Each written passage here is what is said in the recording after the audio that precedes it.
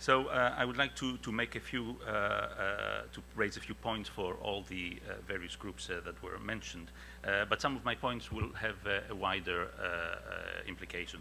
Starting with the MSM, what I would like to say is that we must strike a balance between the optimism of HIV status and the information about HIV status, because what we have seen with some attempts to frighten people as a mechanism to address the optimism or the disinhibition is something that contributes very much to stigma and changes what is the new idea we wish to have about HIV status. The second point is that all of us must make sure that we communicate honestly about the transmission risk, because as you mentioned, people read and engage in practices based on what they believe on or what their interpretation is. So it is crucial that we communicate with honesty.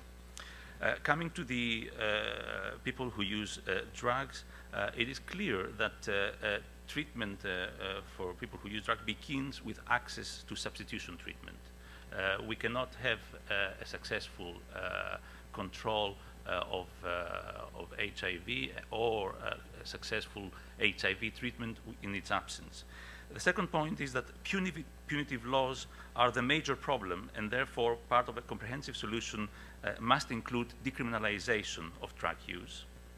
And as Kate mentioned yesterday, structural interventions like addressing policing is the way forward. And finally, obviously, there are a lot of lessons to be learned both by British Columbia, Switzerland. I think we should see the places where they were successful and take the lessons. Coming to prisons, I would like also to bring the experience we have from Europe, where needle exchange programs have been very successful, supported from the European Union, and there are reports which are speaking about how this does not increase risk and is no problem to security. The other, of course, is condom distribution. And finally, there is a problem in the continuity of treatment when you come out from jail, inside the jail, and from jail outside.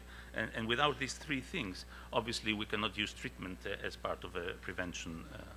With the sex workers, our ability to promote safe practices and inclusion to treatment and other prevention interventions is highly conditioned by the status of the profession. In many countries, it is not recognized as a profession. In others, it is. And I think that this is one of those things that we should work for. And Kate spoke about the human rights violation as being the major barrier. Finally, coming to the final issue, I cannot speak about indigenous people, but I will speak a little bit about migrant and mobile populations who, in some cases, face similar problems to the ones that you described.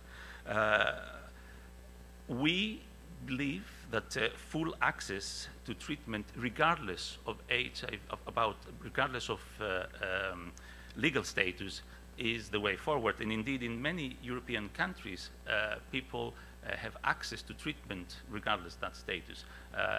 People reside in countries, and we should give them medicines. In closing, I would like to say that when it comes to the design of the programs that we do, it is crucial that we include people from those affected communities. This is something that everybody mentions, but I'm not sure to what extent this happens. So, thank you.